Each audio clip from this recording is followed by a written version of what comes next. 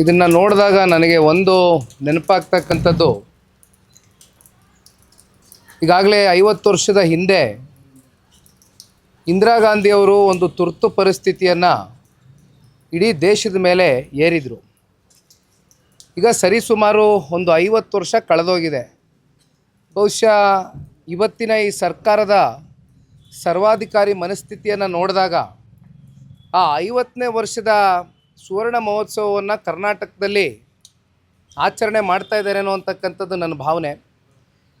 ವಿಧಾನಸೌಧ ಒಂದು ರೀತಿ ನಮಗೆ ಶಕ್ತಿ ಸೌಧ ಇದ್ದಂತೆ. ಇಂಥ ಒಂದು ಶಕ್ತಿ ಸೌಧದಲ್ಲಿ ಇವತ್ತು ಎಮರ್ಜೆನ್ಸಿ 2.0ನ ಡಿಕ್ಲೇರ್ ಮಾಡ್ತಕ್ಕಂಥದ್ದಕ್ಕೆ ಇವತ್ತು ಕಾಂಗ್ರೆಸ್ನವರು ಮುಂದಾಗಿದ್ದಾರೆ. ಇಂಥ ಸರ್ವಾಧಿಕಾರಿ ಮನಸ್ಥಿತಿ ಬಹುಶಃ ಈ ಕಾಂಗ್ರೆಸ್ನವ್ರನ್ನ DNA ಈಗಾಗಲೇ ರಕ್ತಗತವಾಗಿ ಬಹುಶಃ ಅವ್ರಿಗೆ ಹಿಂದಿನಿಂದನೂ ಕೂಡ ಇದು ಒಂದು ರೀತಿ ಅಭ್ಯಾಸ ಆಗಿಬಿಟ್ಟಿದೆ. ಆದರೆ ಒಂದು ನಾನು ಹೇಳ್ತಕ್ಕಂಥದ್ದು, ಮಾಧ್ಯಮದ ಸ್ನೇಹಿತರು ಸಂವಿಧಾನದ ಅಡಿ ಅವ್ರಿಗೆ ಅವರ ಅಭಿಪ್ರಾಯಗಳನ್ನ ವ್ಯಕ್ತಪಡಿಸ್ತಕ್ಕಂಥದ್ದಕ್ಕೆ ಅವರಿಗೆ ಎಲ್ಲ ರೀತಿಯಾದಂಥ ಹಕ್ಕುಗಳಿದೆ.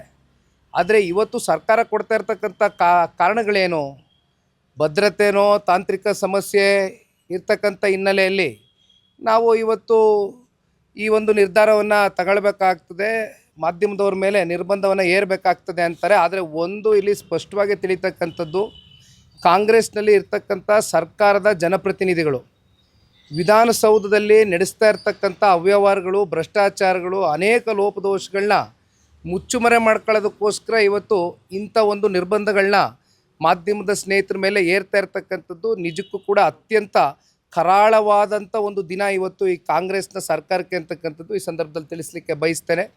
ಮೊದಲು ಇಂಥ ಜನವಿರೋಧಿ ನೀತಿಗಳನ್ನ ಜೊತೆಯಲ್ಲಿ ಪತ್ರಿಕೋದ್ಯಮನ ಸ್ನೇಹಿತರನ್ನ ಕಟ್ಟಾಕ್ತಕ್ಕಂಥದ್ರಲ್ಲಿ ಏನು ಕೈಗಳನ್ನ ಹಾಕಿದ್ದಾರೆ ಕಾಂಗ್ರೆಸ್ನವರು, ಇದನ್ನು ಮೊದಲು ಇವರು ಬಿಡ್ತಕ್ಕಂಥದ್ದು ಸೂಕ್ತ.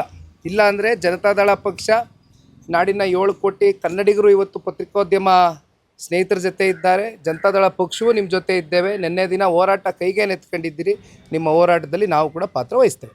ಎರಡನೇದು, ಈಗ ಕೊತ್ತೂರು ಮಂಜುನಾಥ್ ಅವರು ಬಹಿರಂಗವಾಗಿ ಹೇಳಿರುವಂಥದ್ದು, ಈ ಹೆಲಿಕಾಪ್ಟರ್ ಯೂನಿಟನ್ನು ಉದ್ಘಾಟನೆ ಮಾಡೋದ ಸಂದರ್ಭದಲ್ಲಿ ಸ್ಥಳೀಯ ರಾಜಕಾರಣಿಗಳನ್ನು ಗಣನೆಗೆ ತೆಗೆದುಕೊಂಡಿಲ್ಲ, ಅವರಿಗೆ ಪವರ್ ಕೊಡೋಂಥದ್ದು ಬೇಡ, ಕೈಗಾರಿಕೆಯನ್ನು ಸ್ಥಾಪನೆ ಮಾಡೋದಕ್ಕೆ ಬಿಡೋದು ಬೇಡ. ಅಲ್ಲಿಗೆ ರಾಜ್ಯದಲ್ಲಿ ಕೈಗಾರಿಕೆ ಸ್ಥಾಪನೆ ಮಾಡಿದರೆ ರಾಜಕಾರಣಿಗಳನ್ನು ಒಮ್ಮತಕ್ಕೆ ತೊಗೊಳ್ಬೇಕು, ಅವ್ರನ್ನ ಅಂಡರ್ಸ್ಟ್ಯಾಂಡಿಂಗ್ ತೊಗೊಂಡೇ ಮಾಡಬೇಕು ಅನ್ನೋ ದಾಟಿಯಲ್ಲಿ ಮಾತನಾಡಿದ್ದಾರೆ. ಇಲ್ಲ ಅಂದರೆ ಯಾವುದೇ ಕಾರಣಕ್ಕೂ ಅವ್ರಿಗೆ ಮಾಡೋದು ಬೇಡ.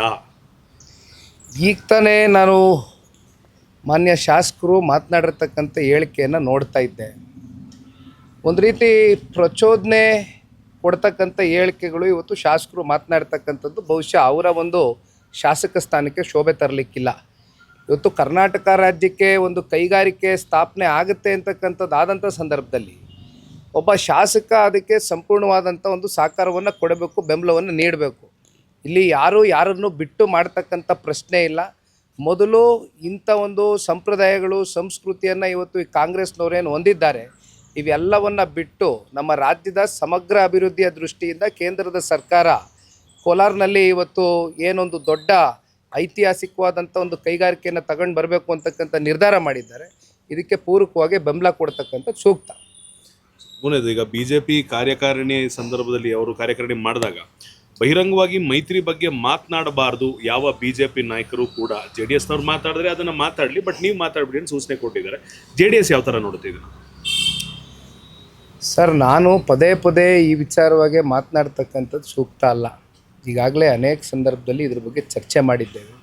ಬಹುಶಃ ಇದನ್ನು ಇಲ್ಲಿಗೆ ಬಿಡ್ತಕ್ಕಂಥದ್ದು ಸೂಕ್ತ ಅನ್ನೋದು ಪಕ್ಷದ ವರಿಷ್ಠರು ಕೂಡ ಇತ್ತೀಚಿನ ದಿನಗಳಲ್ಲಿ ನಡೆದಿರ್ತಕ್ಕಂಥ ಕೆಲವೊಂದಷ್ಟು ಬೆಳವಣಿಗೆಗಳನ್ನ ಕುರಿತು ಚರ್ಚೆಯನ್ನು ಮಾಡಿದ್ದಾರೆ.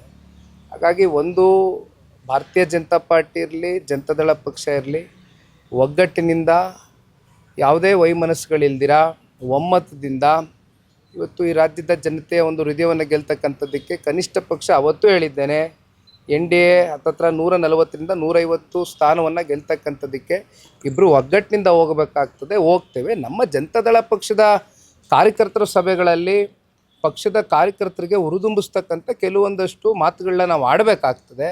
ಅದನ್ನು ಹೊರತುಪಡಿಸಿ ಯಾವುದೇ ರೀತಿಯಾದಂಥ ತೀರ್ಮಾನಗಳು ಕೇಂದ್ರದ ವರಿಷ್ಠರಿಗೆ ಬಿಟ್ಟಿದೆ, ನಮ್ಮ ವರಿಷ್ಠರಿಗೆ ಬಿಟ್ಟಿದೆ. ಚುನಾವಣೆ ಕಳೆದ ನಂತರ ಏನೇನು ತೀರ್ಮಾನಗಳು ತಗೊಳ್ತಾರೆ. ಕೊನೆಯದಾಗಿ ಸರ್, ಸಿಎಂ ಸಿದ್ದರಾಮಯ್ಯನವರು ಸಾಲು ಟ್ವೀಟ್ಗಳನ್ನ, ಇಮೇಜ್ಗಳನ್ನ ಅವರು ಸೋಷಿಯಲ್ ಮೀಡಿಯಾ ಅಕೌಂಟಲ್ಲಿ ಹಾಕೊಂಡಿದ್ರು. ಅಲ್ಲಿಗೆ ಒಬ್ಬ ಕುರುಬ ಸಿಎಂ ಆಗಿದ್ದನ್ನ ಸಮಾಜ ಒಪ್ಕೊಳ್ಳಿಲ್ಲ, ಅಥವಾ ಕಳೆದ ಅನೇಕ ದಶಕಗಳಿಂದ ದೊಡ್ಡ ರಾಜಕೀಯ ಧುರೀಣರವ್ರನ್ನ ತುಳಿದಾಕುವಂತ ಪ್ರಯತ್ನ ಮಾಡಿದ್ರು ಅಂತ ಒಂದು 4 ರಿಂದ 5 ಫೋಟೋಗಳನ್ನ ಹಾಕಿರುವಂಥದ್ದು. ಅಲ್ಲಿಗೆ ಅವರಿಗೆ ಅಭದ್ರತೆ ಕಾಡ್ತಿದ್ಯಾ, ಅಥವಾ JDS ಹಾಗೂ ಅವರ ಪಕ್ಷದಲ್ಲಿರುವಂಥ BJPಯಲ್ಲಿರುವಂಥ ವಿರೋಧಿಗಳಿಗೆ ಸಂದೇಶವನ್ನು ಕೊಡ್ತಿದ್ದಾರೆ? ಅದನ್ನು ಯಾವ ಥರ ನೋಡ್ತಿದ್ದೀರಾ?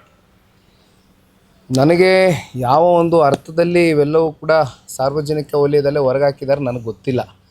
ಆದರೆ ಒಂದು ಮಾನ್ಯ ಮುಖ್ಯಮಂತ್ರಿಗಳು ಜನತಾದಳ ಪಕ್ಷದಲ್ಲಿ ಇದ್ದಂಥ ಸಂದರ್ಭದಲ್ಲಿ, ಇವತ್ತು ಜನತಾದಳ ಪಕ್ಷ ಅಂದರೆ ಭಾಳ ಜನ ಒಕ್ಕಲಿಗರಿಗೆ ಸೀಮಿತವಾಗಿರ್ತಕ್ಕಂಥ ಪಕ್ಷ ಅಂತಕ್ಕಂಥದ್ದು ಒಂದು ರೀತಿ ತಪ್ಪು ಕಲ್ಪನೆಯನ್ನು ಹೊರಡಿಸ್ಬಿಟ್ಟಿದ್ದಾರೆ.